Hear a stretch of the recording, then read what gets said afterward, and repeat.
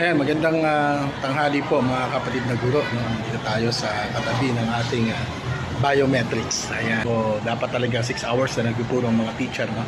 Yan yung laging tinatanong. No? Napagit ko na nung isang araw.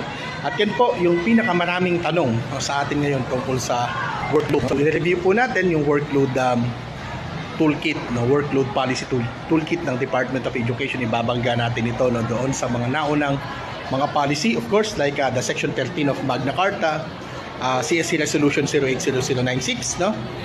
DepEd Memorandum 291, Series of 2018, DepEd Order Number 16, Series of 2009, no? And of course, DepEd Order Number 5, no? Series of 2024, no? At ilan pang mga issuances, iba pa, no? Ng mga policy. So, titignan po natin to at ikaklaro natin. Basta, naninindigan po tayo na hindi tayo required, no?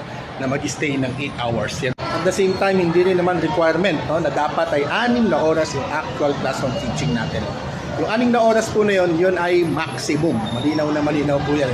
Doon sa mga binanggit ko, no, na mga nauna natin pong mga issuances. No? At sinite po natin ang mga policies natin sa Department of Education. No?